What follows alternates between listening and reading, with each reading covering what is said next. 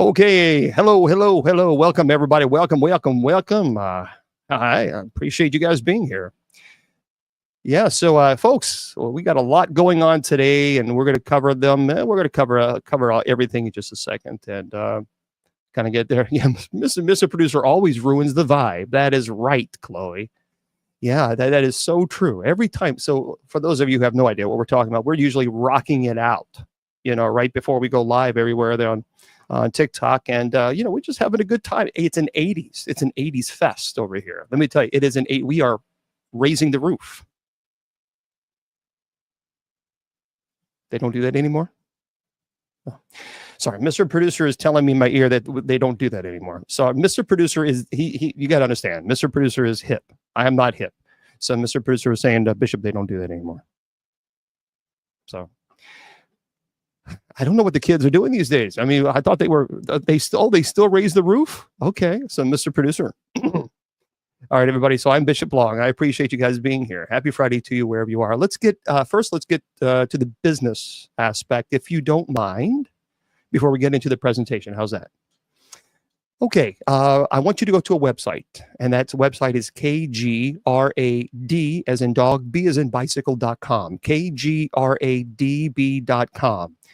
So, folks, you got to make sure you go to that website. If you love the paranormal like I do, they have all kinds of shows, not just the paranormal. They have all kinds. As a matter of fact, our guest that we're going to be speaking to in just a second, she has an amazing show on from 9 to 11. So, guys, look, you got to go. KGRADB.com. And you got to make sure you put Bishop as your promo code because you're going to get 30% off your subscription. And for those of you who are interested, nope, I do not get a financial kickback off. Telling you that thank you. They're just very kind to offer that to you guys because you listen to the show. So I think it's pretty nice. So make sure you put Bishop as your promo code. And KGRADB radio is not going anywhere. Just let everybody know about that. So again, KGRAD is in dog, B is in bicycle.com. Now, if you want to go to my website, that's simple. You can go to bishopjameslong.com, bishopjameslong.com. Also, folks, I do have classes available. There are 4 classes that you can take for free. And these are very in-depth classes. I understand, yes, I could charge, but you can't take it with you. So go to my website, bishopjameslong.com, click on the class link, and they're all there for you. And then, of course, the church's website is usocc.org. All right, usocc.org. I do, Erica, yeah. And you can go to the store on that one. So usocc.org. Now, tonight, later on, we will have night prayer as we normally always do. So you can join us if you like. We will be running on TikTok around 9:50 p.m. Eastern Standard tonight. And then, of course, on my other formats that I normally run it will be around 9:45 p.m. Eastern or so. So first, let's talk, yes, because I have to address it because I run the show on 2 different computers. So here on Facebook and KGRDB Radio and YouTube, Twitter, and all that stuff. Over here, I run it on you guys on TikTok. So obviously, we know the big story about TikTok situation. Okay, we all know it. We all know the Supreme Court upheld the decision. At this point in time, no one knows. No one knows what's going to happen. Nobody. People can just guess. At this point, nobody knows. So Apple and Microsoft, they have not stated whether or not they're going to turn off the apps on Sunday. We just don't know. Even though Biden had already said that they're not going to enforce the law as far as punishing, because they can get fined $5,000 for every person who opens the app. The law says they can get $5,000 per person. So at this point of time, Biden said, nope, we're not going to enforce that law. But we don't know. No one knows. Nobody knows. So it's kind of like we don't know. So we'll have to see what happens come Monday and go from there. At this time, I have looked at several different options other than TikTok. And to be honest with you, I've not been happy with any of them. Because there's either the format's wrong or there's just so many complications that go on behind the scenes to be able to run the show properly. We don't know. So I at this point in time, I am not prepared to make a final TikTok But we'll see what happens. We'll see what happens. So anyway, right. I just think look, and let me just say this, if you don't mind, please indulge me for a moment, guys, because this is big news. This is world news. I mean, this is big stuff. I mean, people's lives are completely being changed by this TikTok ban. There are 7 million small businesses that depend on TikTok. And now those people are terrified at this point in time because they don't know what's going to happen to their business. So this is really, really important. And this is going to affect 170 million people. So let me just say this. TikTok, please do not go to Red Note. That is not a smart idea. It's just not a smart idea. There's a lot of Red Note is owned by the Chinese government. Red Note is heavily censored by the Chinese government. Look, I understand you want to protest, but there are smart ways to protest. That is not a smart way because you have no idea what the terms are that you're agreeing to. Unless you can read Mandarin, which I don't know. I can't. So I'm giving, please don't download a Red Note. And not only that, but I have some clergy friends that are in China. And here's what's happening. Because there are so many Americans going over to Red Note. Red Note is basically China's TikTok. Because so many people are going there because it is heavily censored by the Chinese government.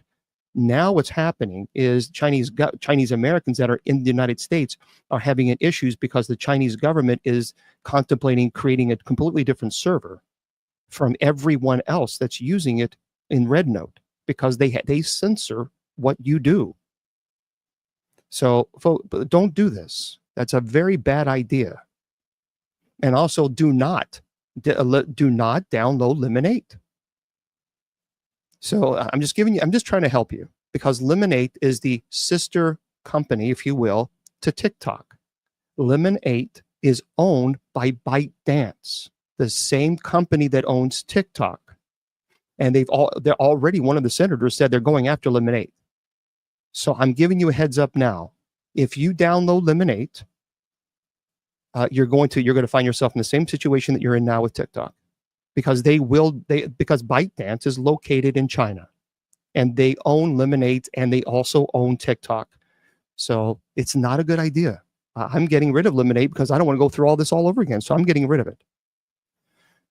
So at this point in time, I don't know where we're going to go. I just don't. I tried Fanbase. I did not like the camera. I did not like the live. So I tried to go you can't expand the picture. You can't do anything. And even on a clapper, you can't. So I don't know. I'm waiting for Neptune to come out.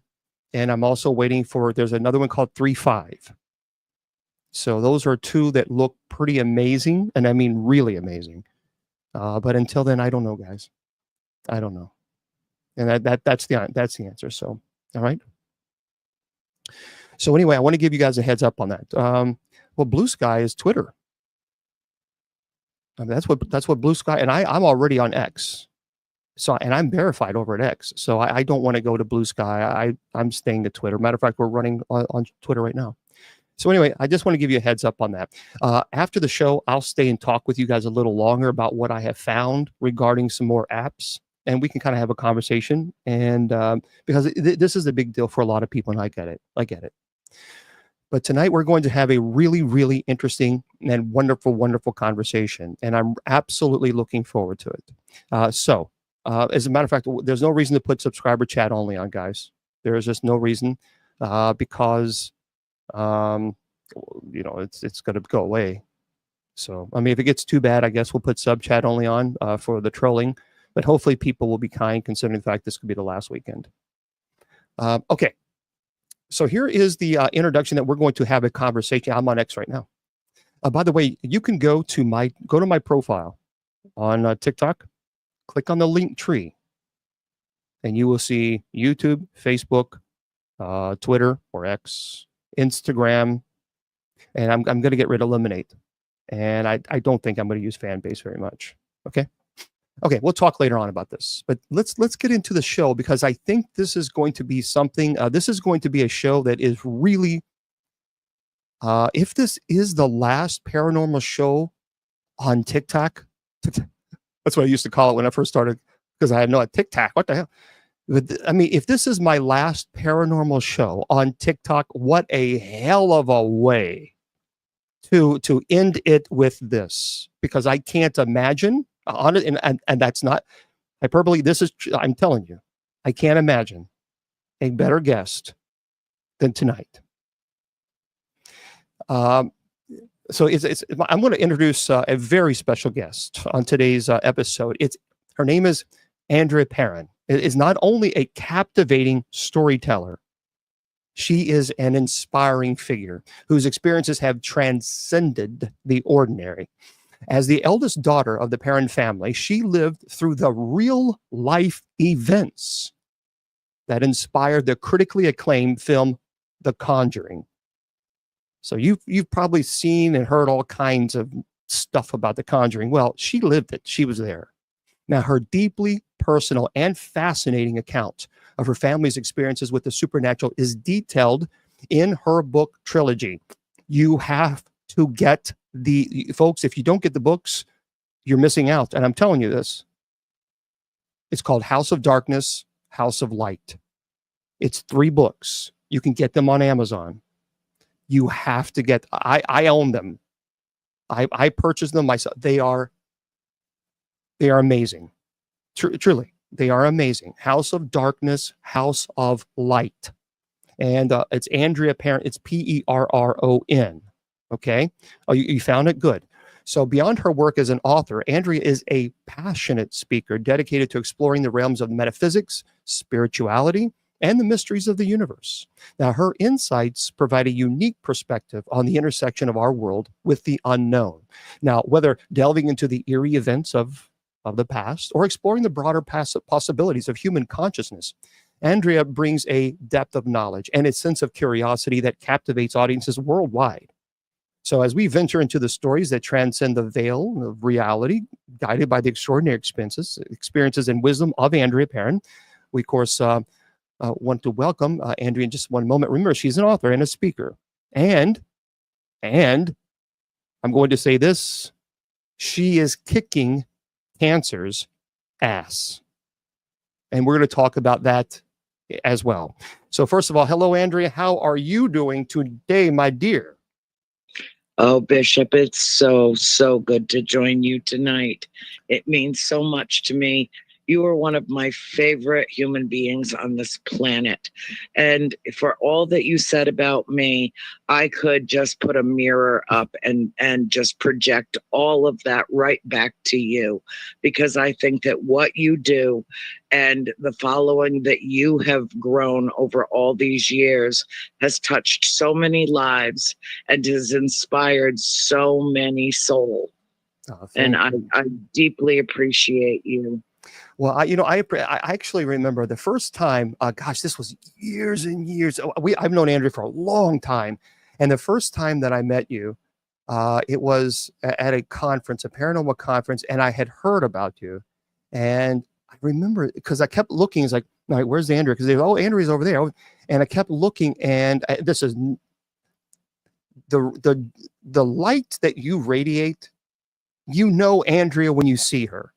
Because I was looking around and panning. Of course, I think John Zaffis was over there, and Chip, I think, was over here. And I was looking, and I was like, that's Andrea. You have, if you've ever met somebody where when someone walks into a room and they don't have to say anything, it's just their presence just radiates that joy, because that person has been through hell and back and came out as a survivor. I can't, there are no words that really describe that. So, but you have that it factor, however you describe that it is, you have it. I'm just, I have friends that I've had since I was 10 and 11 years old. I'm 66 now. And if you asked any of them if I was any different now than I was as a child, they would say, oh, hell no, she's exactly the same. I just had to get to a point where I had the courage Mm. to tell my family's story without any fear of retribution or being belittled, or I had to get to the point where I didn't care anymore. Yeah. And I did that at age 48. Wow. When I started writing the books. And it took 7 years to the day to publish all 3 of the books, which is actually one long extended story. House of Darkness, House of Light doesn't have what some people in the paranormal field think is the terror factor. Although you've read it, there are some scary things that happened in that house, but it doesn't. There are a lot of people that work in this field whose stock and trade is fear. And I have spent my entire life trying to dispel that fear, because even though some of the spirits that we encountered at the farm weren't the most pleasant personalities and seemed for some reason to hold some kind of a grudge against my mother, one in particular, one female spirit that targeted her. My mother said that it was the most illuminating, most extraordinary experience of her whole life. And she passed away in June. And she said she wasn't afraid to die because she knew there was something beyond our mortal existence. And even though I miss her terribly, she's with us all the time. And so what it did was it reaffirmed my faith that we don't perish. Our vessels give up on us after a while, but what we are essentially goes on. And there is such a thing as a soul. Amen. Amen. The absolute 1,000,000%. And we'll talk.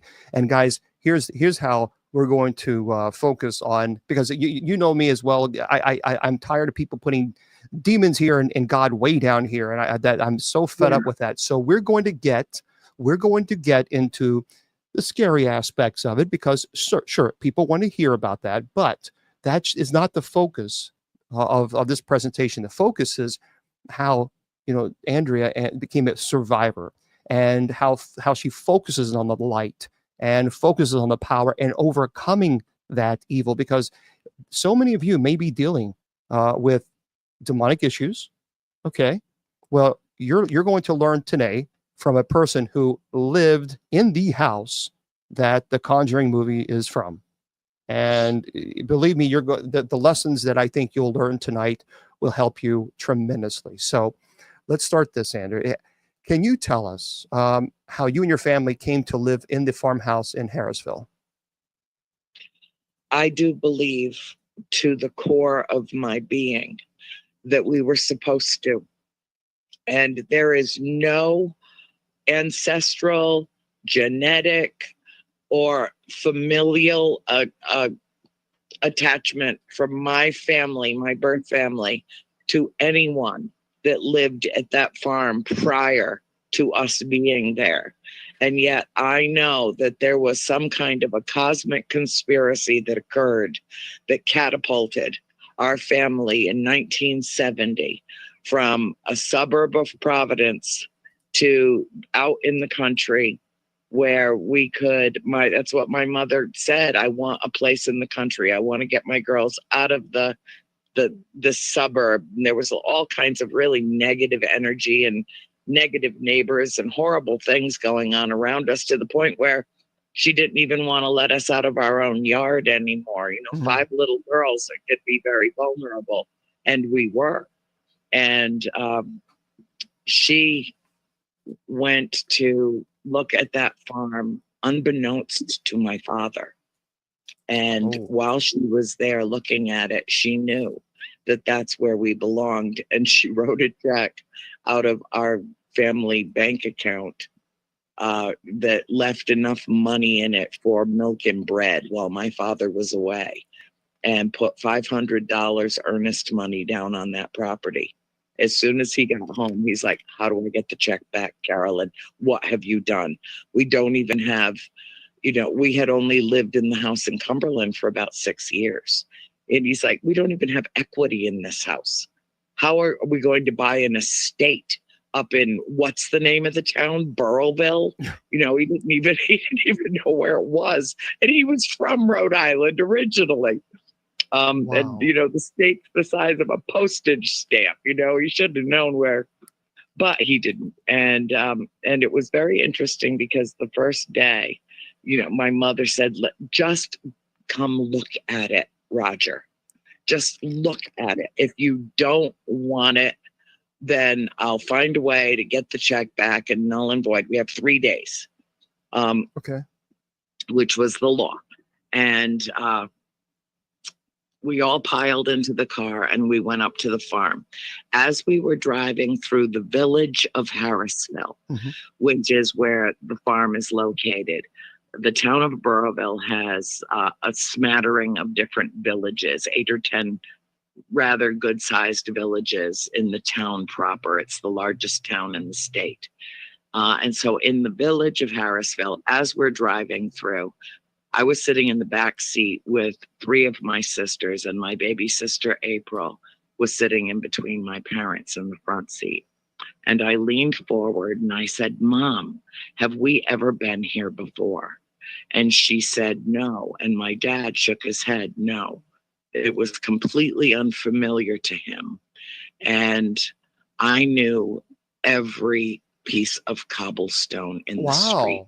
So that was your first impression what was your first impression? And by the way, for those of you just tuning in, I'm Bishop Long, and we're talking to my good friend, Andrea Perron, who grew up in the course, the farmhouse in Harrisville, as you know, the Conjuring movies is based on. What was your first impression of the house when you moved in? So you felt like you had that kind of that deja vu situation, Yes. but what was your first impression on the actual house when you moved in there? I'm home. Wow. Explain that. Can you explain that? I mean, do you think that where do you think that came from as far as? I don't know. Honest to God, I don't know. It was just is it like being steeped in warm butter, a sense of belonging there that I had never felt. I was young. I was 11 years old. I had not felt that before. I mean, we lived in Willimantic, Connecticut until I was 6, and then we moved to Cumberland, Rhode Island, and I was 11. And I did not want to leave the house that day. And nothing, absolutely nothing. My father didn't want to leave the house. My mother didn't want to leave the house, and none of my sisters wanted to leave the house. I was not the only one that felt that way. Our whole entire family was like, this is it. We're home. So it was peace. So what you're saying is when you got there, it was peaceful. It was like heaven on earth is what you would describe it that way? Yes. And it was June of 1970. And my parents scraped together the money to buy it and closed on the property in December of 1970. And then we moved in on January 11th, 1971, even though we were the owners. The previous owner, Mr. Kenyon, was not yet ready to move out of the house. And the house his son was building for him was not yet ready. So, and it was the dead of winter, but when moving day comes, that's it. No matter what, no matter what the weather, you move. And we were in the middle of an ice storm when we moved in. And as we finally got all of our stuff in the house at the end of the day, after I had already met my first full body apparition, and so did 3 of my sisters. And that's the question that I was going to ask you. So now this house, moving into the house in Harrisville, this was an upgrade from the house that you previously lived in? No, it was entirely different. The house that we lived in was a 6-room Cape Cod style that had probably been built, probably World War II era. So it was maybe 25, 30 years old when we bought it. And it was very modern. It had every amenity of its time. And we moved into a house that was completed in 1736. Oh, wow. So That's a we big went back difference. in time. We literally went back to the colonial period of American history. Okay. Well, the Declaration of Independence wasn't even signed until 40 years after that house was built. Okay, so you move in January during an ice storm, and you're everyone is still happy and excited and pumped up and ready to go. And then at what point did you and your family start experiencing unusual phenomena, and what was that phenomena? Well, let me go back a little bit by saying that our family visited the house a number of times before we actually moved in. Okay. And no one, when I started writing the books, I asked every member of my family. My baby sister April was still with us at the time. And I asked her, and my mother was obviously still with us at the time. Does anyone remember seeing anything, feeling anything odd, strange, otherworldly when we were, all the times that we went to the farm? Okay. And uniformly across the family, the answer was no. And that applied to me as well. I felt nothing of spirit at the house. That was not even on our radar. Ghosts were not on the radar for us at all. The way my mother said, we're buying one of the original colonial homes in America. And she was a student of history, and that's what fascinated her about this incredible, massive house. I mean, it was 3 times larger than the house that we were coming from. Everybody had rooms that, they could throw, football games in. I mean, it's so much larger than what we came from. And it wasn't until the day that we moved in, and my dad threw open the back of the moving van and put a box in my hands that said kitchen. And Mom had already gone in the kitchen door with April, who was only 5 years old at the time.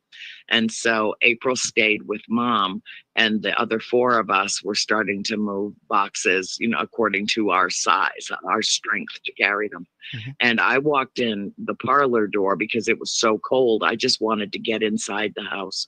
And as I rounded the corner from the parlor into the dining room, Mr. Kenyon was standing there packing the belongings of his wife, who had passed away about a decade before.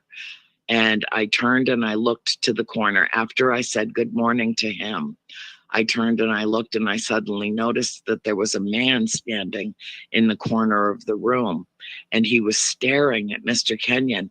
I'm sure I thought he was a neighbor. The one thing I remember is that I thought he was very oddly dressed. But as I walked past him, I said, good morning, sir. And he looked right through me like I didn't exist. And did he acknowledge you? Did he acknowledge you when you said? Okay. No, he didn't. He was absolutely fixated on Mr. Kenyon.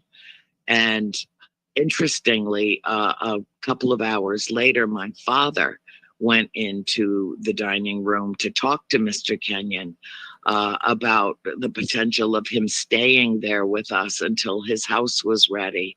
And he got very choked up, and he said his son would not allow that.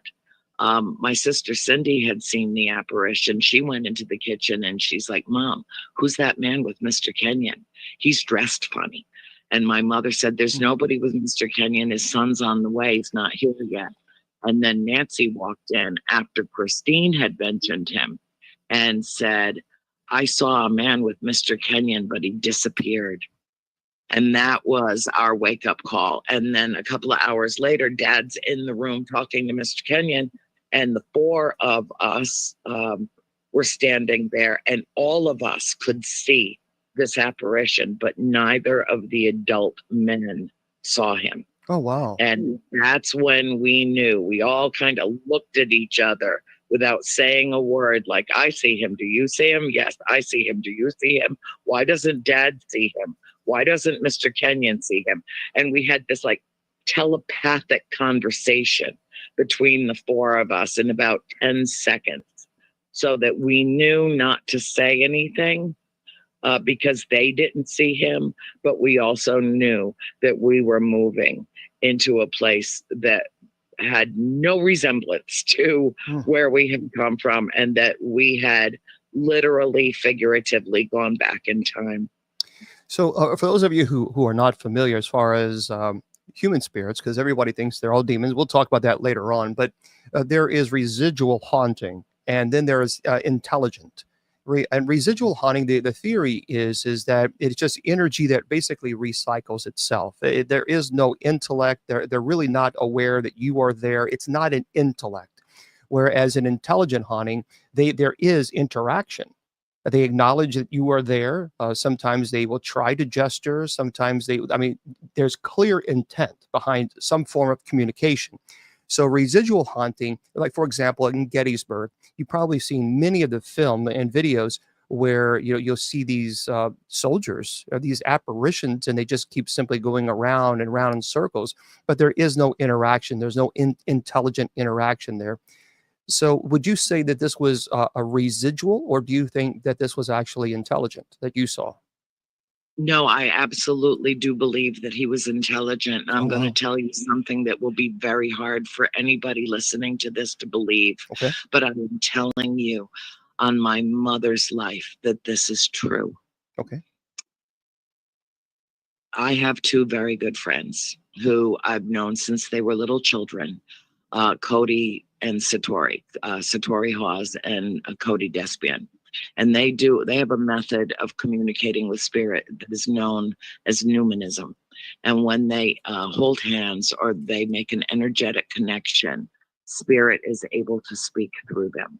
I've seen it over and over and over again. It started just before COVID. They perfected their method during the pandemic. And then a few years ago, they began sharing it with others. I have been present at many of these sessions. One night they were at the farmhouse and I was not there. I was down in Florida, but I got a phone call. They were doing a session, and that day that we moved in, my sister Nancy said that she was going to name the ghost Manny. That was the name she gave the ghost because she was 10 years old and he was a man, and it made sense to her. And so he was the first one that was actually given a name. And while Cody and Satori were doing their session, a spirit came through that had never come through at the farm before. And he identified himself as Joseph. And everybody looked at each other because all of them had read my books, and they, felt like they knew the cast of characters. And somebody said, "Did Andrea ever write about a spirit named Joseph?" And the answer was no. And so he could see the confusion, and he came back through and said to them, "Nancy called me Manny." And for 50 years, my mother thought that was Johnny Arnold, who drank horse liniment and died at the house in the mid 1850s. And all those years, my mother thought that was Johnny Arnold's spirit.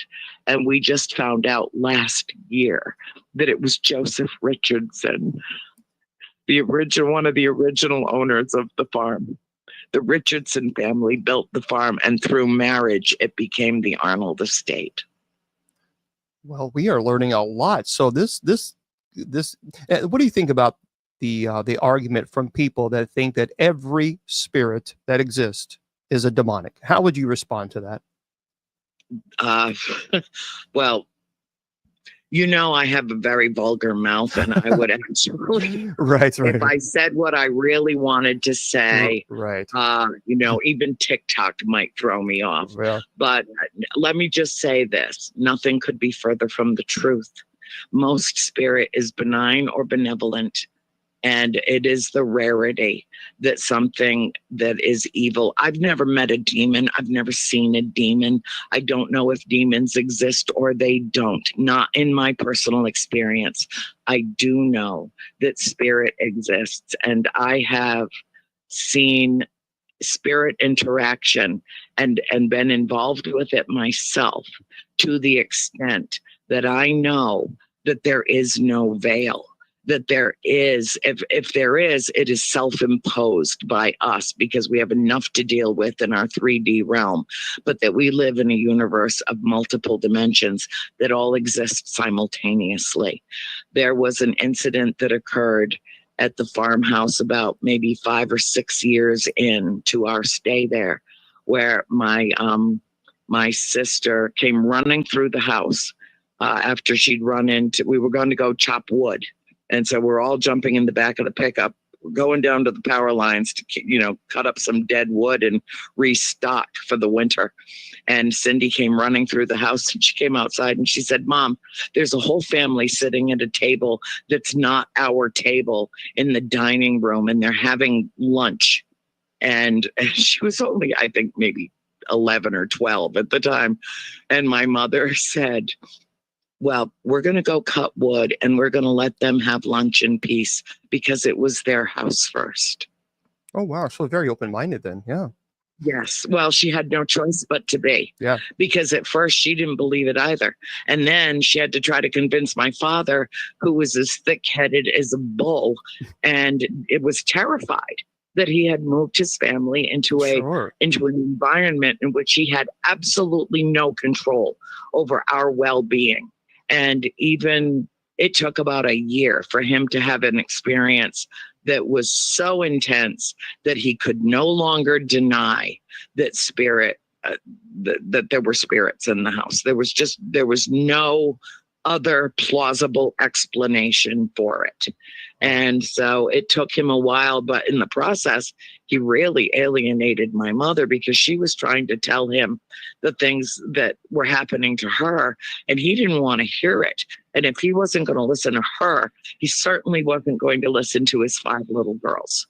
And then we had the first major manifestation happened in the house in May of 1971, and it changed everything. All right. Now, I mean, that's in volume 1, volume 2, it goes, it's 10 years of living in the most intense, illuminating, enthralling, enlightening, terrifying environment that you could possibly ever conjure up in your mind's imagination. So here's the deal. For those, we'll get to your questions, guys, in just one second. I promise you, we'll get guys. We'll get to your questions in a moment. That way you can ask Andrea. And but let's get to this. So, can you describe some of the most memorable or chilling experiences that you had in the house, and then can you follow up with what prompted your family to contact Ed and Lorraine Warren? Well, Ed and Lorraine showed up at our door the night before Halloween in 1973, and my mother had absolutely no idea who they were. A young paranormal group had gotten wind of what was happening at our house earlier that summer. They are the ones that showed up, looked around, and Keith Johnson, who was the leader of the group Pyro, and they were from Rhode Island College, he had an experience that was so mind-blowing, several actually, that he is the one that sought out Ed and Lorraine Warren with his group, and they're the ones that gave the Warrens their testimonial about what happened with them and gave them the information of how to find us. So the movie's about 5% accurate, and it's about 95% conjured in the minds of 2 very, very talented screenwriters who really wanted to tell the true story, but Warner Brothers wouldn't let them because they said whenever they tried with my permission to include really legitimate episodes of things that happened at the house, the suits at Warner Brothers said, "Take that out. It'll run people out of the theater. We're not putting $25 million into a movie nobody's going to stay to watch." Oh, wow. Okay, so your family... So to make this official, your family was not the one that contacted Ed and Lorraine. They just showed up and said, "We're here." Right. And so walk us through then what happened. Well, my mother and father I mean, this was the 70s, Bishop. You know, Mhm. people were polite, Sure. well-tempered.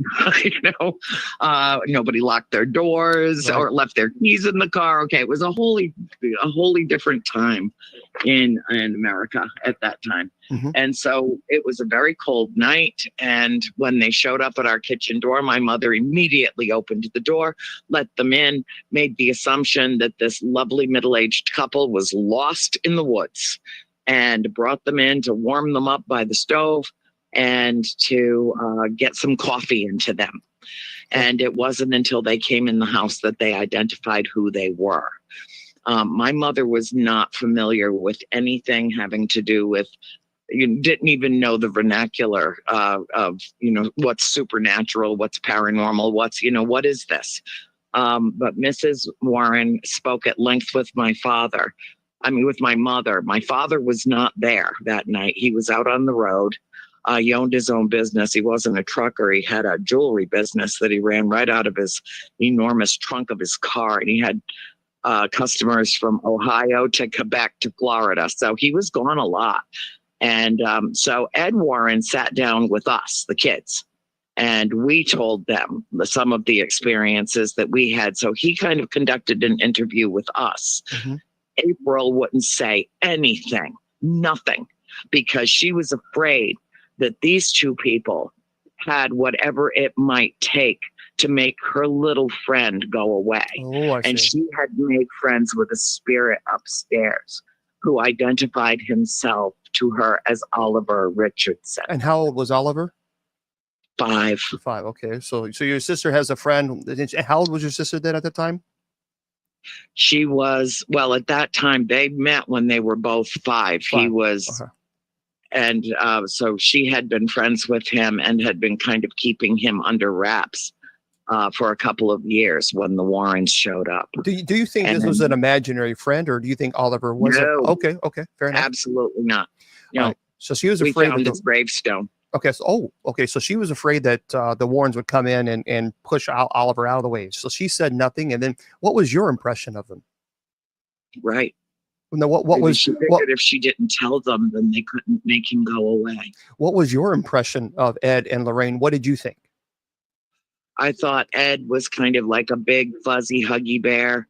And Lorraine, my impression of her was that she was kind of a strict school marm type. Mm-hmm. She didn't really want to have anything to do with us.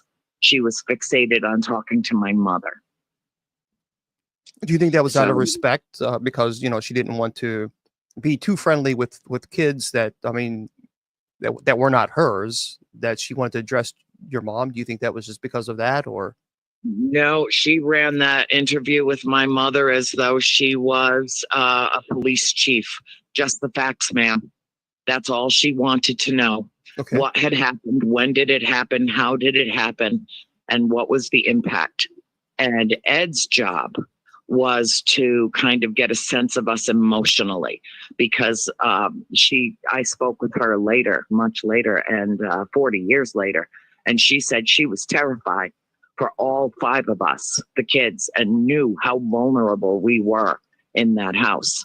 And she needed to infiltrate my mother's thought process before she could have anything, any kind of a meaningful discussion with us. So instead, she turned the 5 of us over to Ed, and we told our stories to him. So that's how they began compiling what would become their case file. Well, here's what I don't hear.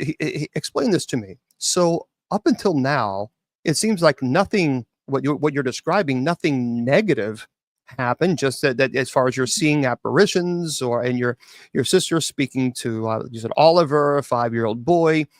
So up until now, it doesn't seem like there's anything violent that had occurred. So what was the Warrens' point? Was it to document that there was paranormal activity? Why did they think that you were that you were in danger if there was nothing violent occurring?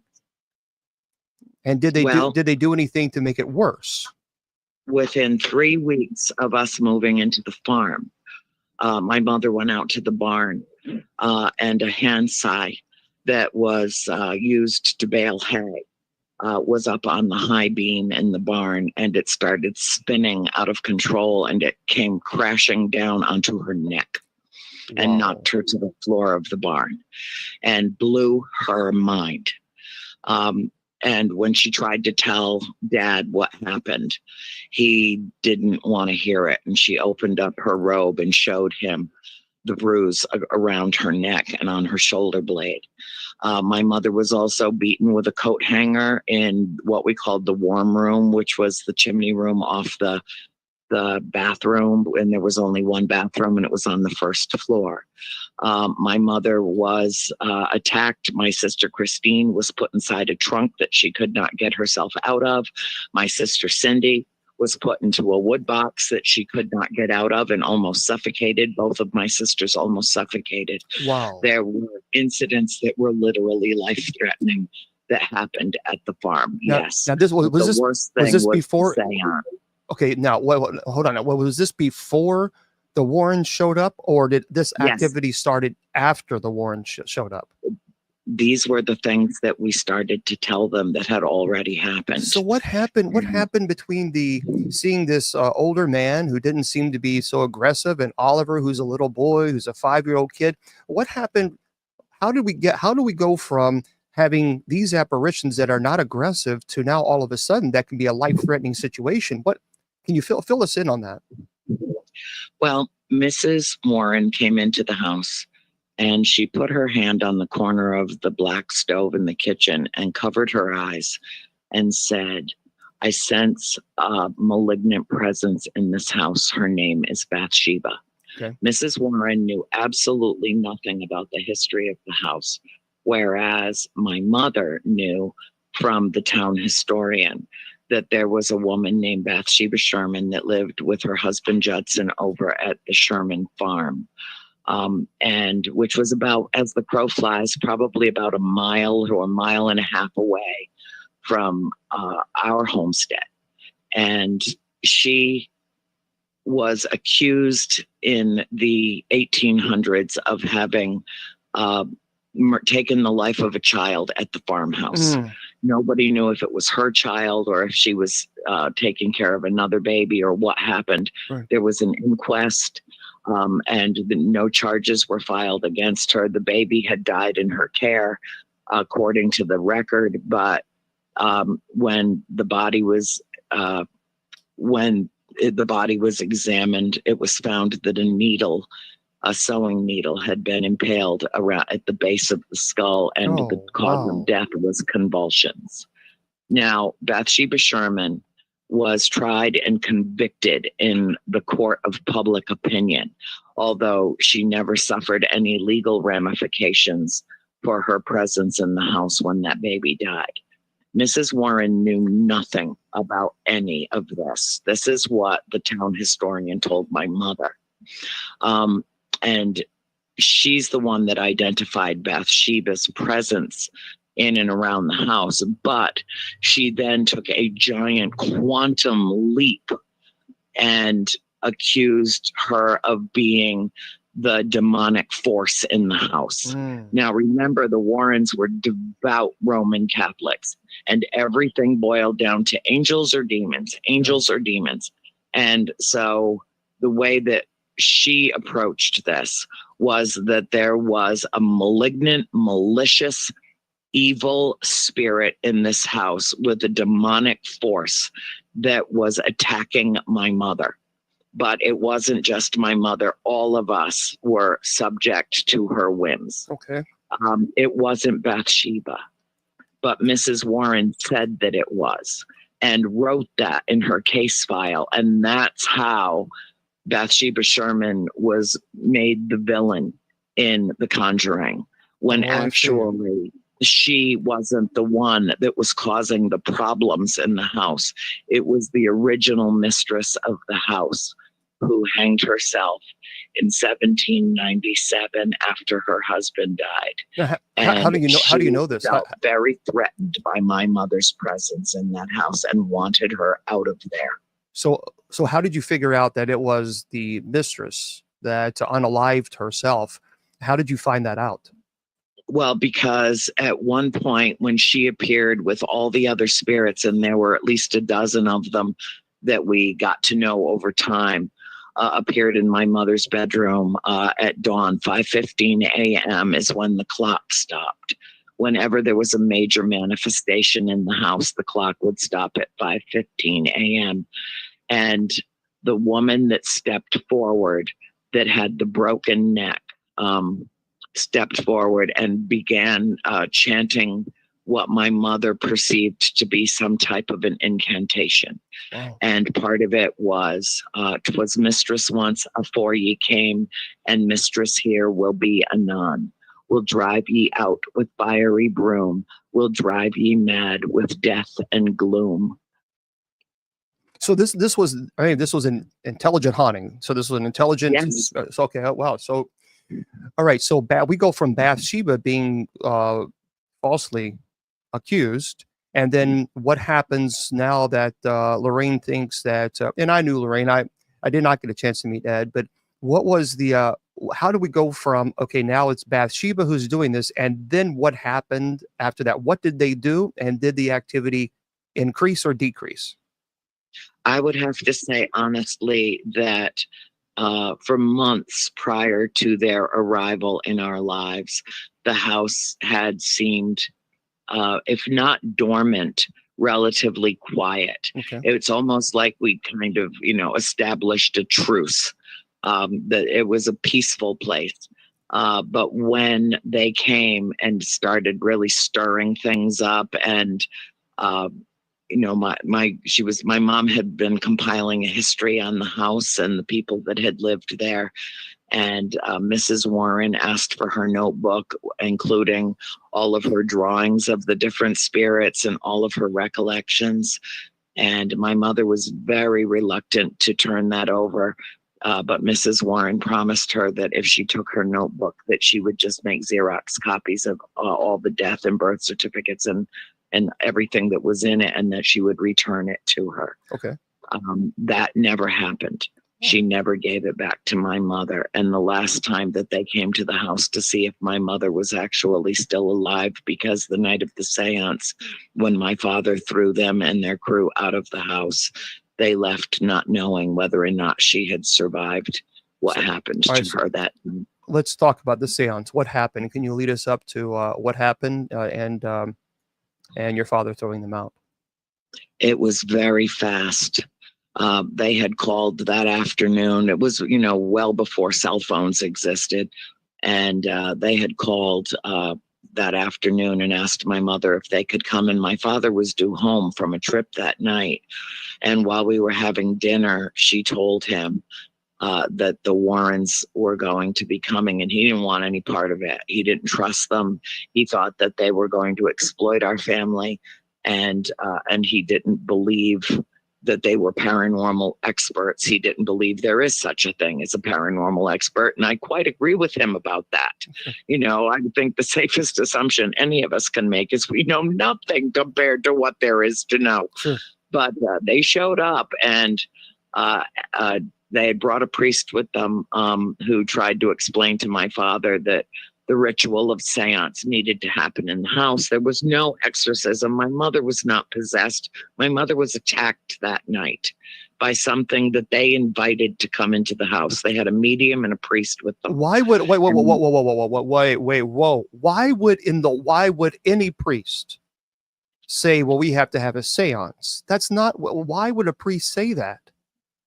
I don't know, but I was there and I heard it, and that's actually. Oh, exactly, I believe you. I believe happened. you. That should have never happened. A priest would never, ever say, "Let's have." That's trained. That is insane. It was spiritual malpractice 8 ways from Sunday that night. Wow. These people were in way over their heads. They had film crew, they had an audio specialist, a priest, a medium, and the Warrens. And it took them a while to convince my father that this was in Mom's best interest, because Mrs. Warren, actually, if she had been a man, my father would have punched her lights out when she said to him, "If you love your wife, you'll let us do this." Oh, what the heck? What is okay? I So, know it was so bad, but it was over very fast because the cinematographers had set up their film equipment in the cellar. They were kind of hovering in the corner of the room. All of us were home except my sister Nancy had gone to spend the night with a friend.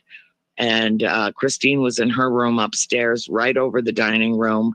Cindy and I were kind of hiding in the front hallway, and April was hiding on the back stairs to my room. So all of us heard what happened, but Cindy and I actually saw what happened.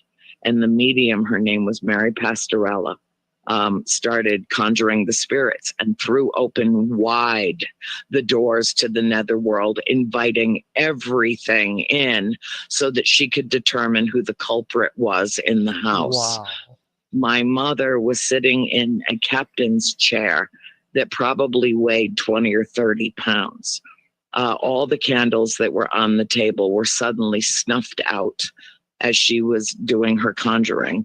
And then the table started to lift and rise, and the table had to be 200 pounds. It was solid rock maple. And it slammed down as though the fist of God came down in the center of it. It hit the floor so hard. And then my mother started to levitate in the chair that she was in. And in a split second, she was tossed from the middle of the dining room into the middle of the parlor. And when her head hit the floor, everyone that was present in that house that night thought they had just seen her die. Oh, wow.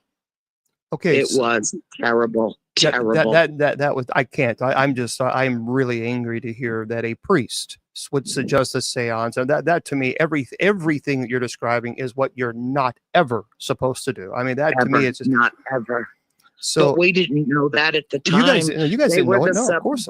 You know, they were the supposed authorities. That's right. That's right. On this stuff.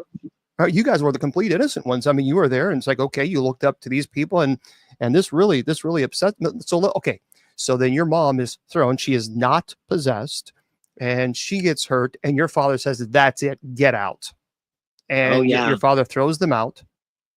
So what happens then? So that was the night I learned all the dirty words. Okay. He was livid. He was out of his mind. When he tried to run to my mother's side, Ed grabbed a hold of his arm to hold him back, and my father turned around and cold-cocked him and took a man twice his size right to the floor.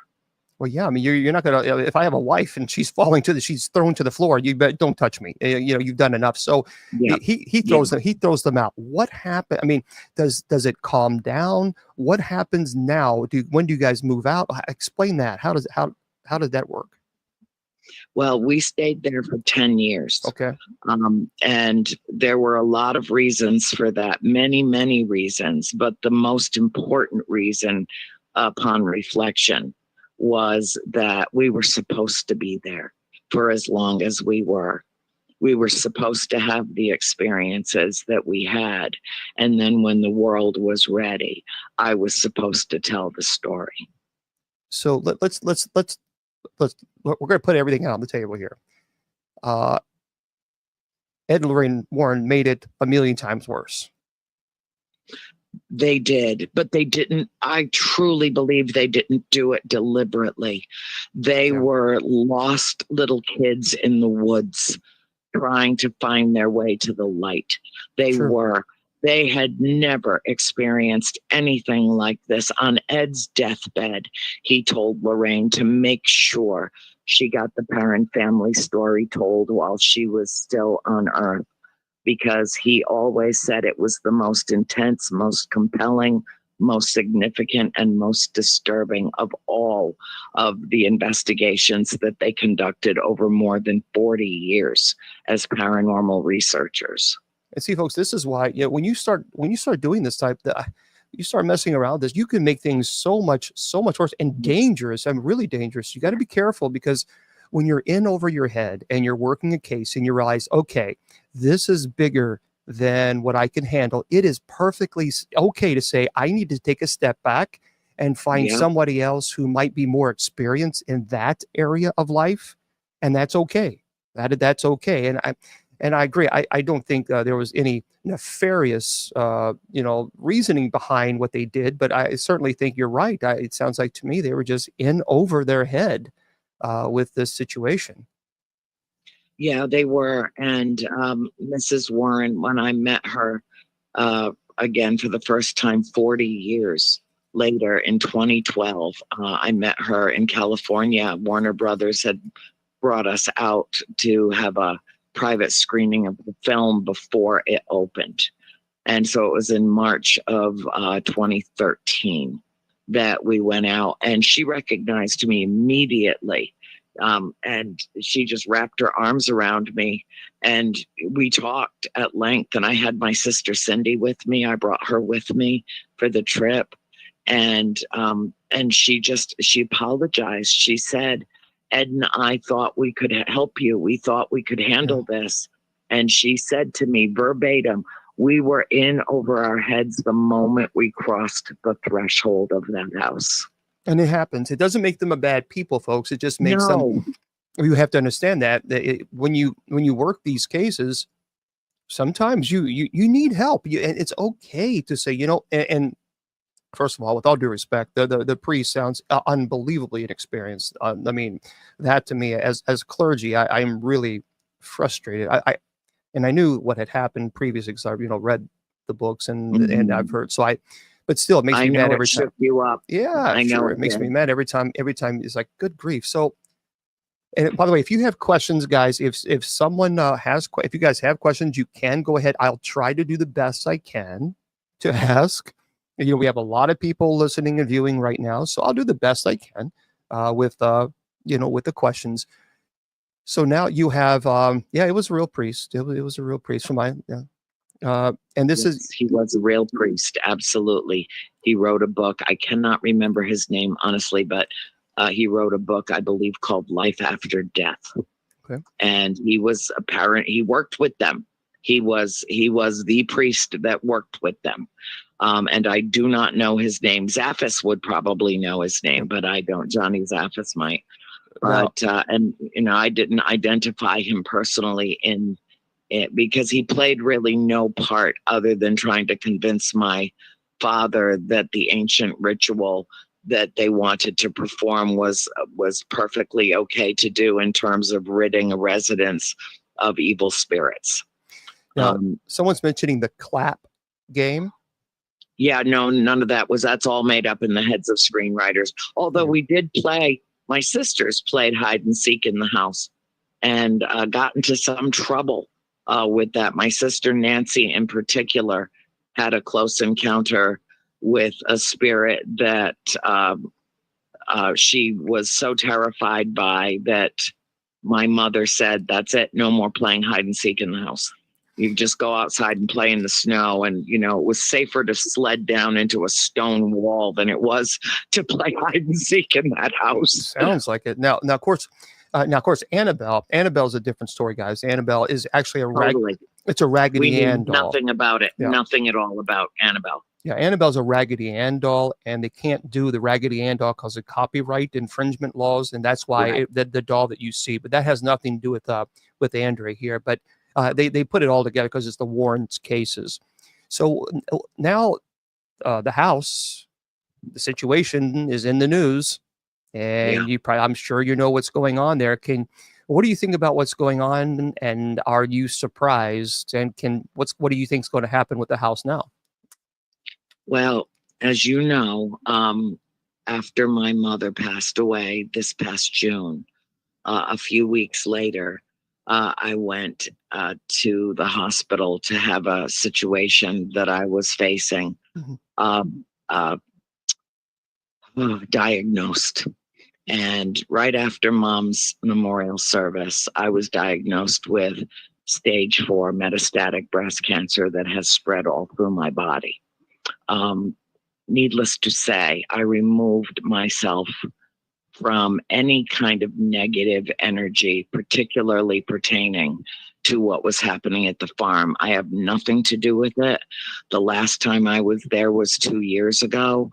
And then all the rest of my time, it was a short trip. And then I never left my mother after that until she passed.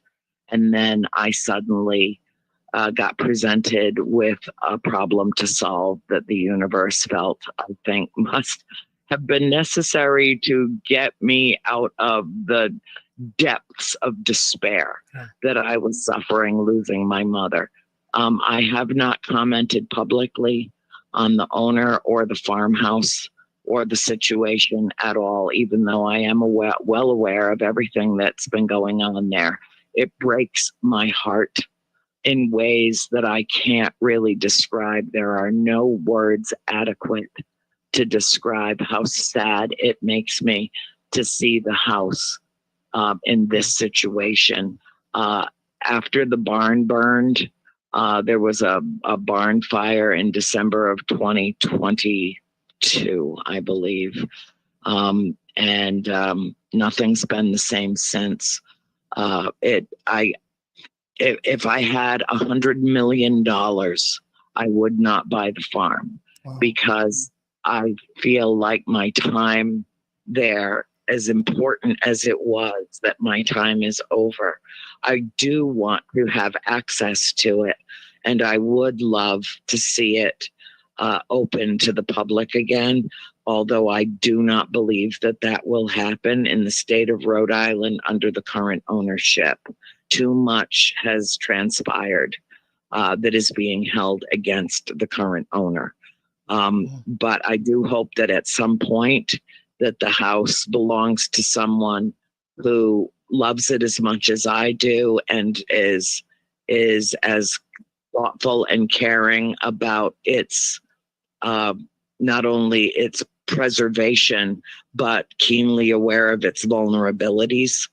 And I really do hope and pray that I defeat what I have to defeat right now, which is this horrible thing called cancer, which I'm sorry, but get out of my big fat fluffy temple now.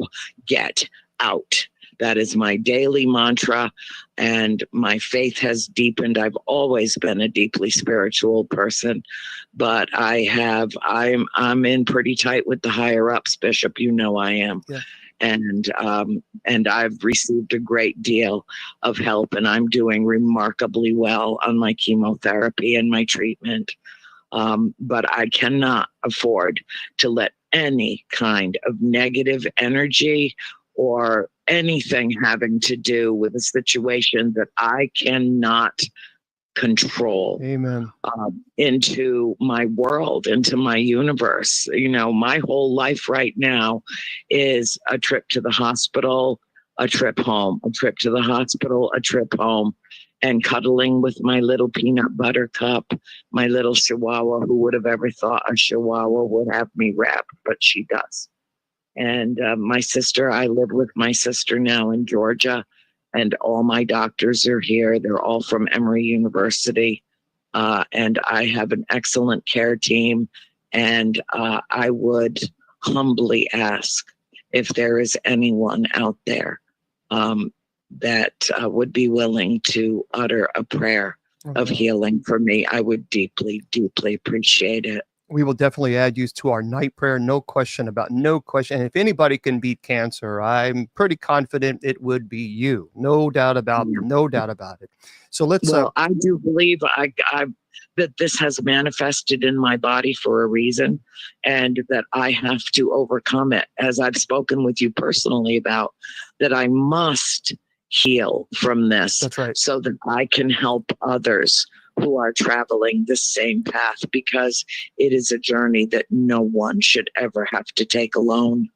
So Ethan is asking, can you ask about your relationship with Cody and Satori? Are you still friends? Do you still connect with them? I love Cody and Satori as if I birthed them myself. I love them. I trust them. I absolutely believe. I know it's not a matter of belief. I know that what they do is as authentic gets. And they have been attacked online. They have been attacked in a multitude of ways. all of it completely unfounded. It makes me so angry because they're very sensitive, very loving young people who have given the paranormal the world, a gift that the world is some people are snubbing their nose at. But what they can do and the communication that they can have with spirit, I have been able through them to speak directly to the spirits that I lived among when I was a child, and get questions answered that have haunted me for decades. Everything, and all verifiable through the history of the house, all of it. They're amazing. They're amazing. And I count them among my nearest and dearest friends, and I think of them as my kids. And I do have permission of all of their parents, they're both sets of their parents, to love them as much as they do. Yeah, we'll talk about the update on the Conjuring House a little bit later. But actually, we're gonna folks, listen to me very carefully. If you have watched The Conjuring, and if you've seen the movie, and you really want to know what is the truth, not the movie, but the truth, well, this is what you have to do. You need to go to, you can go to Amazon and pick up Andrea's books, House of Darkness, House of Light. It's a trilogy. You're not, seriously, if you really want to know, well, I mean, read it from someone who lived it, who was there. And and we didn't even give 10% of what's in there's so much. There is so much more. So I encourage you.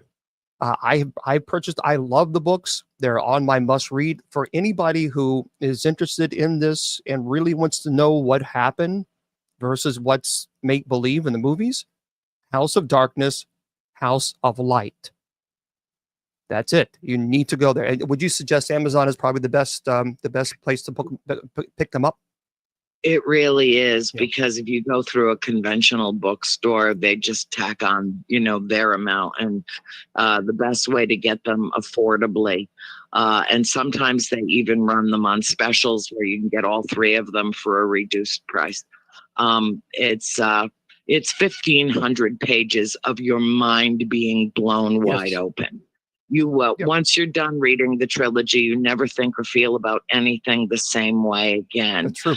And the thing that I think is so miraculous about it, it took a lot of courage for me to tell our family story. And every member of my family, my sister April and my mother, were both with us as I wrote those books. And it is a true chronicling of events that will really alter your perspective on what is and what is not the world as we know it. And rather than living in a very cramped little 3D world, you exit the trilogy feeling like you live in a multi-dimensional universe, and that's the truth of it. And the most important thing about the trilogy I have found in all these years, I'm still the best-selling author in the paranormal. I mean, I'm selling these books like crazy because people are hungry for truth. They want to know what really happened. And the thing that is most important is that as well as I do, that there are multitudes of people that have had paranormal, supernatural experiences, have been touched by spirit, and never told anyone because they didn't want to be perceived as a lunatic, because they wanted to be believed and they didn't know if they would be. And after they read the trilogy, it's almost like there's a transference of the courage that it took my family to tell our story to the reader. And then suddenly they're liberated from their own fear of their own experience and are willing to discuss it with others. And it frees them to be able to share that rather than internalizing it for a lifetime, feeling very separated and very different and feeling like a freak or a weirdo, or, could this really have actually happened to me? Yes, it does. It does happen. It happens all the time. And the three most powerful words in the English language or any other language are I love you. The second three most powerful words are I believe you. Well, we definitely can concur on both. We love you. We absolutely believe you. We think this is absolutely this was an eye-opening conversation, and I really am so grateful that you took the time for us and chatted about your experience. We are truly blessed. The world is blessed to have you here, and folks, seriously, you got to go get those books. House of Darkness, House of Light. It's Andrea Perron, Perron. Make sure you go to Amazon and pick them up. They're 3 books. You will not want to put them down. There are very few books that grab my attention to where, sometimes like, okay, that's a little boring. But I did not, and again, not because you're a buddy of mine, but because I didn't find one boring chapter. Because actually, when I was like, okay, now I got to read the next. And now I got to read what happened next. Now what happened? Next page. Because I was just so intrigued. And the way you write is very, very gifted, but you actually you feel like you're in the scene. You're in what you experience. You're experiencing what you experience. So the way you write is very, very gifted and talented. So House of Darkness, House of Light at Amazon. Andrea Perron. Yep. Go ahead. And also, before I scooch, because I've got my KGRA show comes on at 9:00 tonight. I do 2 shows a week on KGRA, and you can also find me on Andrea Perron YouTube. It's on Facebook. It's everywhere out there. But the first one is called Soul School Sojourn, and that is from 9 to 10. And from 10 to 11, my main show is called A World Awakening. And we cover everything under the paranormal umbrella. A lot of people don't know, but my great fascination in life is with the extraterrestrial presence around Earth. And I'm a ufologist before that word was even invented. Very intrigued on that. It's out there, and it's easy to find. Well, and so what's the best way for people to reach you directly, or is there a best way? Well, most of my focus right now is on my healing, but absolutely. I have wonderful assistants who will put people in touch with me. Anybody is welcome to join me on my main Facebook page. And I also have a smaller group of my devoted fans who I love them as much as they love me. And it's called the Buttercup Brigade. And it's a group, and you can just join. Lynn Ann Bowling is my admin, and Lenny will hook you up. And if you have a direct question for me, she will bring it to me, and then she will get the answer to you. And if you want to be in direct contact with me, she will expedite that as well. Well, Andrea, I appreciate you so very much. Thank you so much for being with us tonight, and keep rocking and rolling, and keep me updated on how you're doing whenever you can. And I appreciate you so very much. I want to leave everyone with just one thought, and it's okay to believe, dare to believe. There's something to believe in.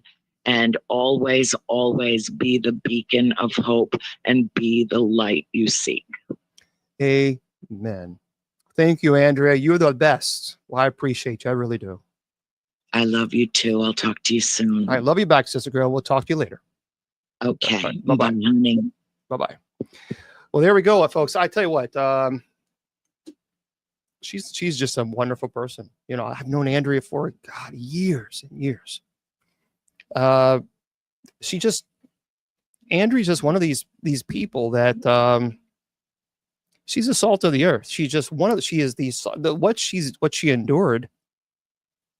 And I love her passion, the passion to teach about what happened. And there's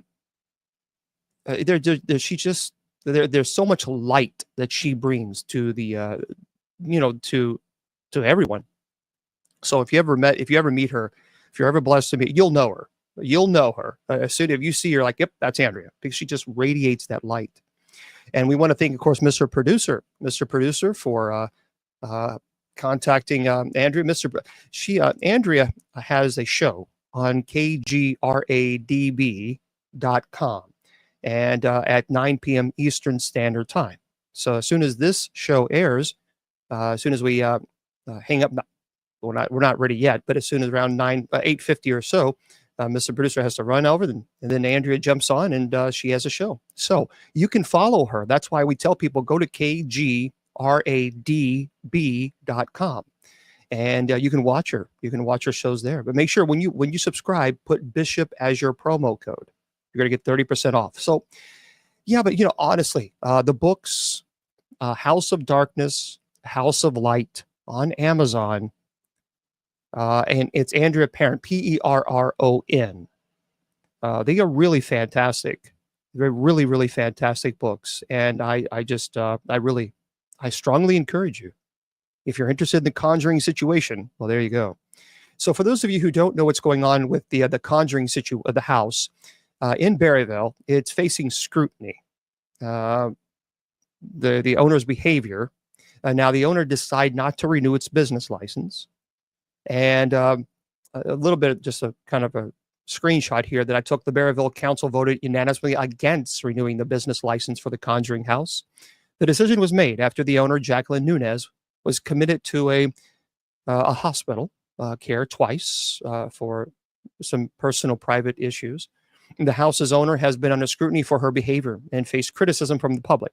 She and Jason Hawes from TAPS, had a serious spat, and there were some allegations that were made. And so anyway, Nunez has been accused of firing an employee after claiming that the spirit of John Arnold, the original owner of the house, told the employee was stealing.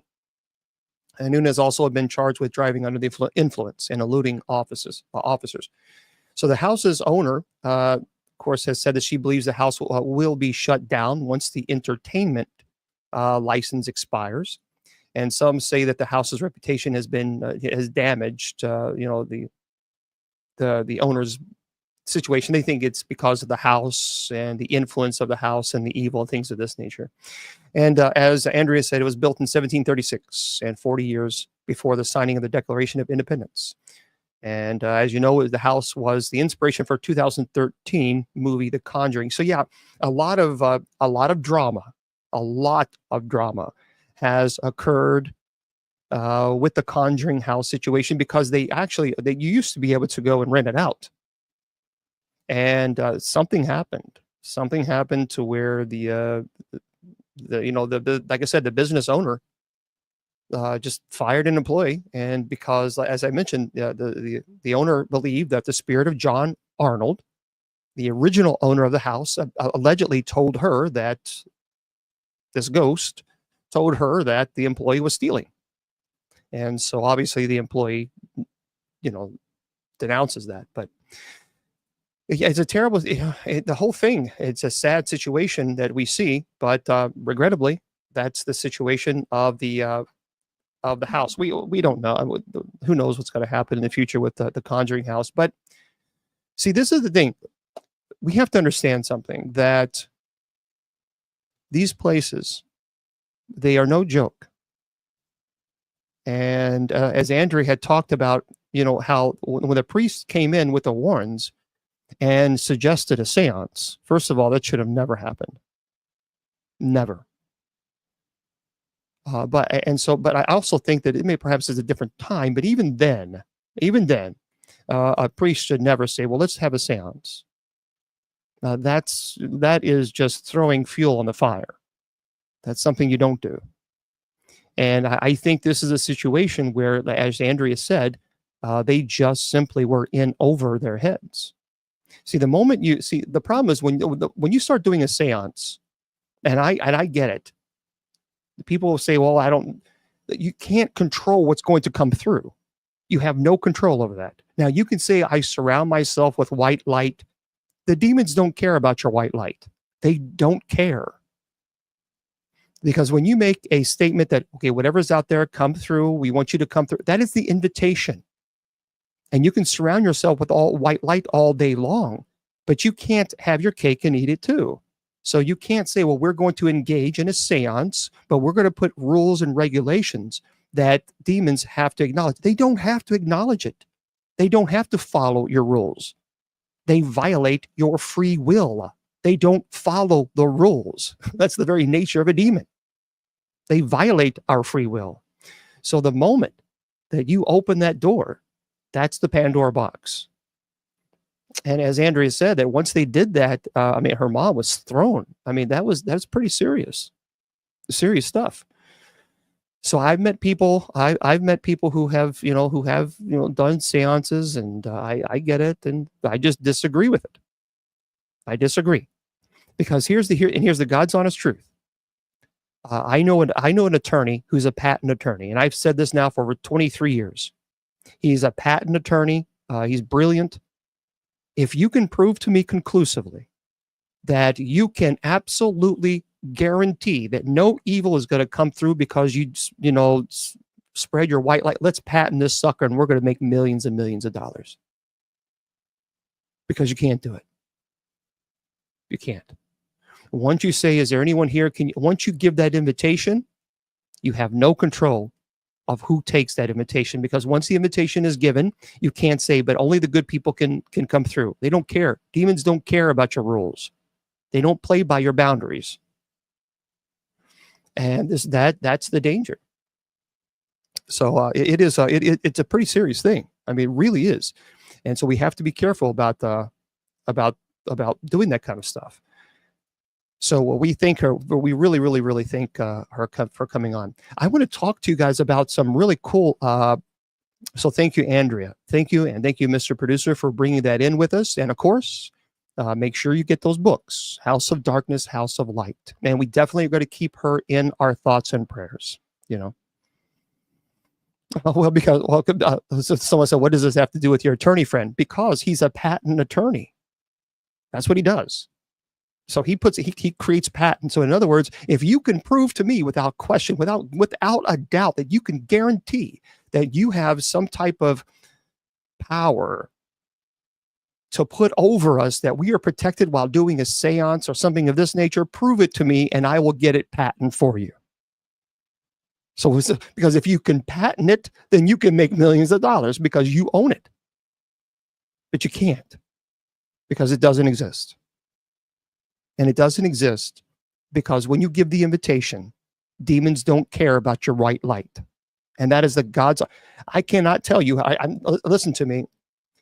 I have nothing to gain by lying to you. I don't charge for my ministry. I never have. I don't get a salary for being clergy, so I don't get a paycheck. And again, I've never charged in my entire life going to people's homes and bless their homes. I'm not selling you anything.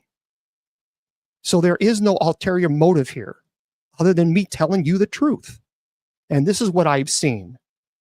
I have seen people do seances, and I have seen people say, I surround ourselves with white light. And I have also seen 5 minutes later, somebody's eyes roll back in the back of the head, and now they begin to slither. Their face contortions occur. But they begin saying prayers backwards as a form of mockery in Latin and Aramaic and even in English. The contortion of the body is so unnatural. So don't tell me about this surround yourself. Demons don't give a damn about your white light. They don't care. And that is the God's honest truth. When you start messing with this kind of stuff, you need to understand there are consequences. Well, Bishop Long, I've done seances for all my life and nothing has ever happened. And then I always tell, yet. Because that's exactly what demons do. They will wait. They will let you get comfortable with doing something over and over to the point where now you have a sense of false security there. Well, nothing ever happens. I've done it 15 times. I'll do it 15 more and 15 more. And then that one time, that's when the demon says, now it's time. And then your whole life changes. And then you call Bishop Long. And Bishop Long, I need your help because I know that you do things for free. Can you please help us? And then I show you this. Well, I'm sorry, but I can't do it right now because I have 21,758 emails in my ministry email asking me to help people for free. I can't get to you. What did you do? I did a seance. Why did you do that? Because I've been doing it, and I've been doing nothing's that happened yet. So that's the truth, folks. Stay away from that stuff. Stay away from it. There's nothing good that comes from it. Nothing. Okay, listen to this, everybody. This is by T.K. Randall. I want to present this to you guys. And by the way, on TikTok, I'm going to be with you guys a little later. So what I mean by that is after the show is over in about 20 minutes or so, I'm on Facebook, YouTube, Twitter, Twitch, Instagram, Rumble, KGREDB Radio right now. So once we are done around 8:50 or so, then we'll just be with TikTok for a little while, okay? Because we'll have to talk about our situation.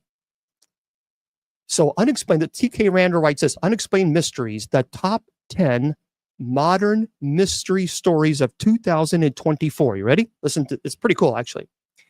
First, a mystery object thought to be Amelia Earhart's plane has been identified. This is number 10.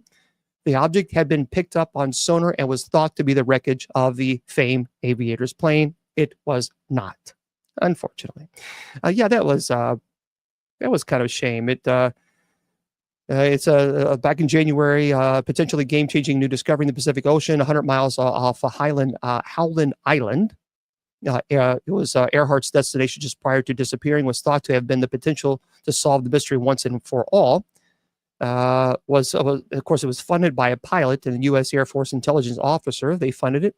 So confirmed in a statement that the new sonar images of the mysterious object have revealed that it is, in fact, nothing more than a plane-shaped rock formation. So it wasn't a plane. Number 9, a mystery as a couple found washed up on graveyard of the Atlantic. So a couple who had been attempting to sail across the Atlantic have been found, unfortunately, deceased in a washed up lifeboat. The number 8 mystery is a mystery man passes away on a beach after performing a black magic ritual. A 65-year-old man has been found deceased on a beach in Spain after conducting some sort of strange ritual. The number 7 mystery of 2024 is a mystery surrounds disappearance of bodies on Mount Everest. So questions have been raised over the vanishing of the bodies of 2 prominent British explorers from the mountain. Now, that's interesting. Number 6, a young boy survives unscathed after a fall from the 16th floor window. Have you heard of this? The 4-year-old who hails from France not only survived the fall, 16th floor window, but somehow also avoided any serious injuries. The number 5 top modern mystery stories of 2024, self-professed time traveler offers predictions of the future.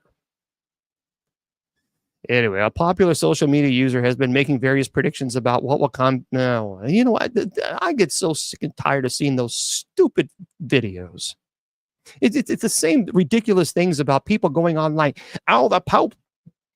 They immediately run a social media. Oh, the Pope is opening up all these portals. He's opening the tomb of Lucifer. What are we going to do? How many times? On TikTok have we been asked about the Pope opening those stupid doors? And I say stupid. It's just a metaphor. It's been happening since the 14th century. Every 25 years, every Jubilee year, these doors open as a metaphor to come back to Christ, to repent. And they leave these spaces open to reflect and to pray, to meditate. And then the Pope goes back in and he's the last one to walk and they close the doors. There you go. That was it. That was all. And then people immediately went to social media. Oh, I tell you what, that Pope, he's opened up all those portals. We're going to have some crazy things going on. Oh, for crying out loud. Anyway. And it's just like this self-professed time traveler. You know, Mr. Self-professed time traveler, do me a favor. See, I go to people's homes for free. If you're watching, I don't charge. I have people who help, very few. And I've been doing this now for over 20 years. So do me a favor. Why don't you contact me and tell me what next week's lottery numbers are? So then I don't have to constantly worry about having to figure out to raise money to get to people's homes in California or New York or wherever else. But that hasn't happened yet. I mean, it's a good thing, right? Still hasn't happened. I wonder why. Anyway, the fourth of the top modern mystery stories of 2024, a man vanished without a trace, seeking what he called a vibrating cave near Area 51. That's a true story. So the disappearance of Kenny Veach still remains a topic of debate and intrigue almost 10 years on. So yeah, why throw shade? Oh, hey, I'm from Kentucky. I live in Kentucky, by God. I tell you what, by God, many years ago, when I worked for the Department of Fish and Wildlife, this guy, God love him, he was country as you can be, but he always ended his sentence with "by God." I'm gonna go in there and I'm gonna get me a Pepsi, by God. You want one, by God? I mean, it was everything was by God, everything. So, I live in Kentucky, so there we go. Oh, yeah, in Kentucky, where we go to family reunions to meet our future husband and wives. Okay, there we go. Now, number 3, the third story of the 10 most modern mystery stories of 2024. Google Maps image allegedly shows a large door in the Antarctic ice. True story. So the controversial image was recently picked up by news outlets after being shared on social media. So you need to, if you're interested, you can check that out. Number 2, a psychic looking for a man's missing daughter finds human remains. The psychic discovered the skeletal remains of a person behind a bowling alley, but there was a twist in the story. You have to look that up. Let me tell you this. People ask me about psychic and mediums. So here's the deal. I'm very skeptical. I'm very, very skeptical. But I do know people that are legitimately gifted. I met them. I know them. Chip Coffey is a friend of mine. Willie Windwalker is a friend of mine. These 2 individuals are very gifted. I used to be a chaplain of a major metropolitan police department, and this was many years ago, and a medium had contacted the police because there was a missing persons. And this medium told the police where they could find the remains of their loved one. I was there on the scene. I can't explain it. But I was there, and the police were, they were 5 feet from where the medium told where they could find the remains of their loved one. Now, this family was hardcore. I mean, hardcore against psychic mediums, that they're all evil. They're doing the work of the devil. I mean, they were really, really hardcore. Their whole entire opinion changed because they were able to take the remains of the loved one and give them a proper burial. Now, this medium didn't do this, obviously. But I was there. I saw it. I was there with the family, and I can't explain it. Even to this day, I cannot explain it. And people say, well, it's a demonic. Folks, I'm telling you something. As an exorcist, demons will never give you peace of mind. Demons take your peace of mind. And so this gave the family closure. So you can make that what you wish, but I saw it, I was there, and the family no longer feels that way. And yeah, and by the way, Chip, please keep Chip in your prayers. Chip was actually in the hospital for quite some time. He almost lost his life. So I talked to him the other day. He was in rehab. He's going to be in rehab for a bit. He was in trouble. He had a different strain of COVID, or the coronavirus, I should say. And it caused severe issues. I mean, he almost lost his life. So he was in trouble.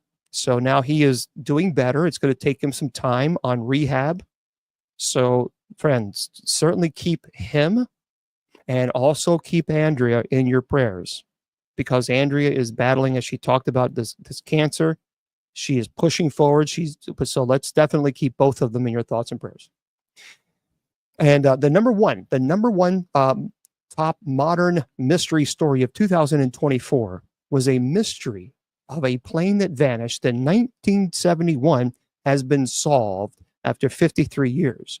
So the private jet and its passengers had vanished without a trace, leading to decades of fruitless searches. So you can Google that, and then you can find out what that's all about. So I just wanted to share that with you because I thought that was pretty cool. Here's I've got to share this too. This is also by TK Randall. And again, for those of you on TikTok, in about 10 minutes, we'll wrap the show up and I'll stay with you guys for a little bit longer.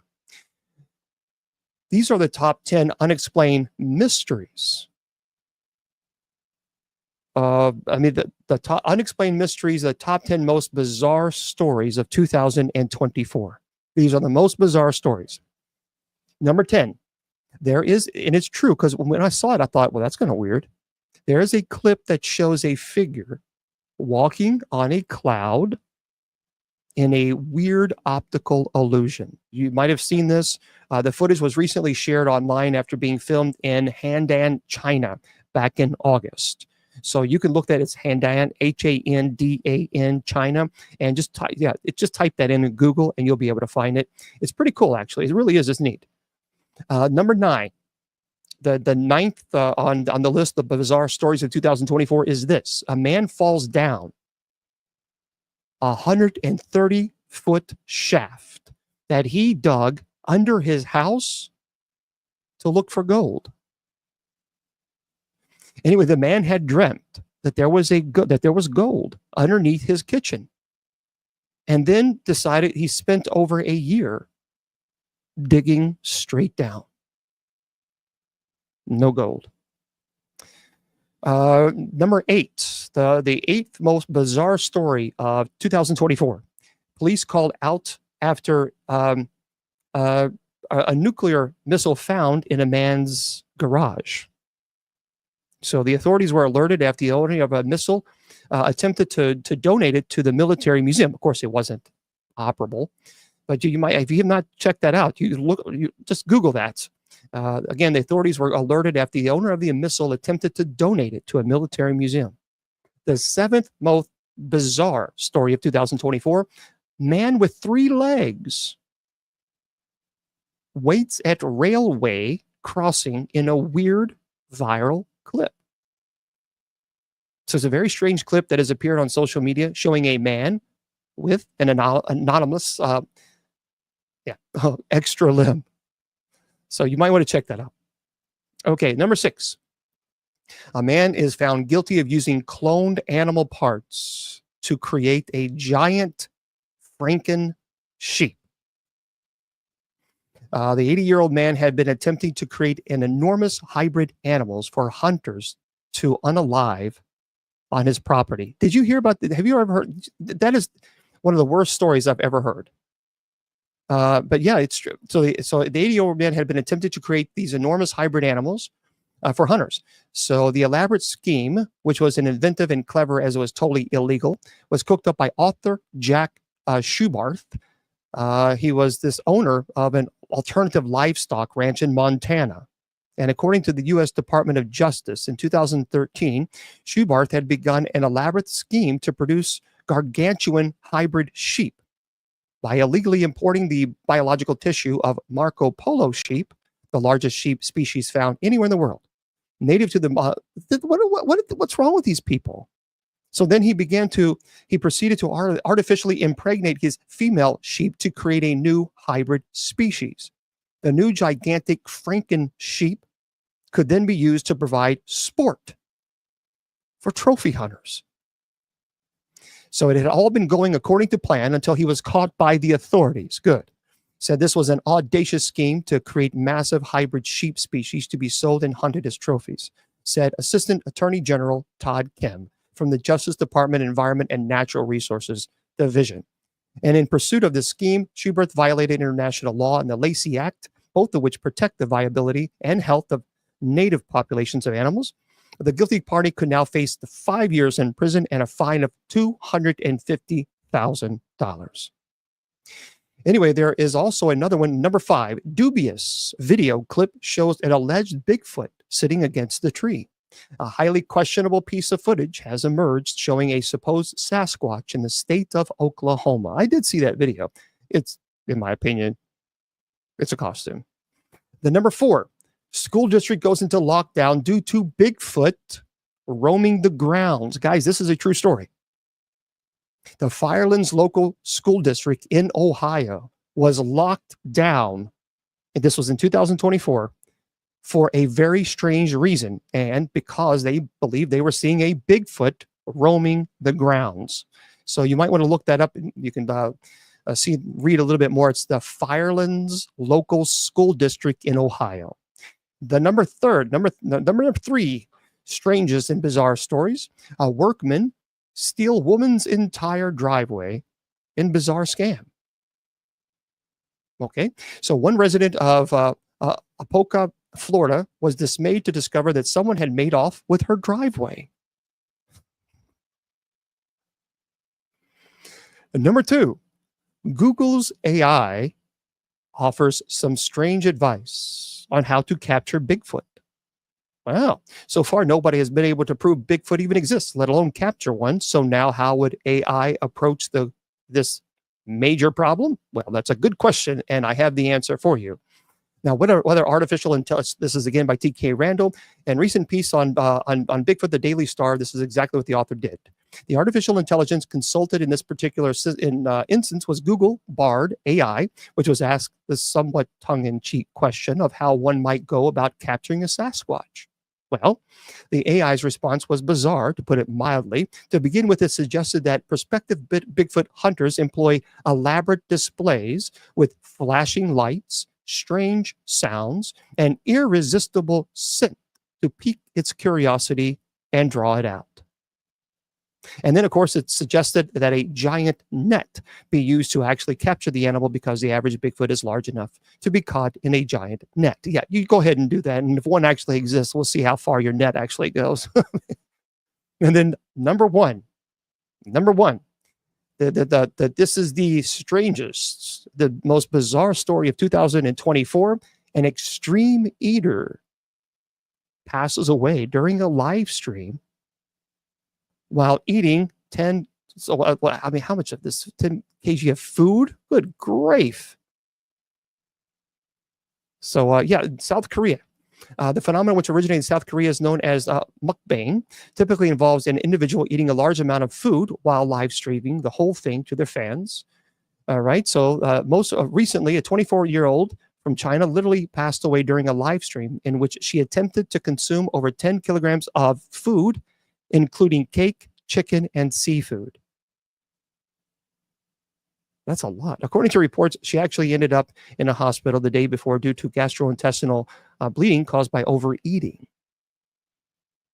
But incredibly, this hadn't stopped her from continuing to binge on the following day. I'm sorry, but with all due respect, if you have gastrointestinal bleeding because you overeat, you probably should stop overeating. But anyway, she's no longer with us.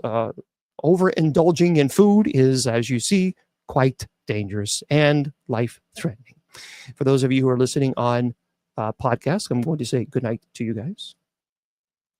Yeah, we are going to wrap things up. I'll be with you guys there on TikTok in just 1 second. So I want to remind everybody that we are going to be here tomorrow. Tomorrow nights, we have our open mic night where Judy Ann comes on, and I don't know if Miss Wilma will be here. We just goof off, have a good time. And then, of course, it was Sunday. We might not be on TikTok. We'll have to see. We have night prayer at 8 p.m. Eastern Standard Time. And those of you on my Facebook, YouTube, Twitter, Twitch, Instagram, you guys will be able to watch that. My friends on Facebook, YouTube, Twitter, Twitch, Instagram, Rumble, and KGRADB Radio. Remember, I tell you, your value does... Oh, no. Before I do this, wait, back that train up. Next week, the show, I'm going to have on Andrew. Andrew was the young man that was filmed in the Love Has Won, the documentary. If you've not seen that, It's called Love Has Won, where a woman was claiming she was Mother God, and she had three or four father gods.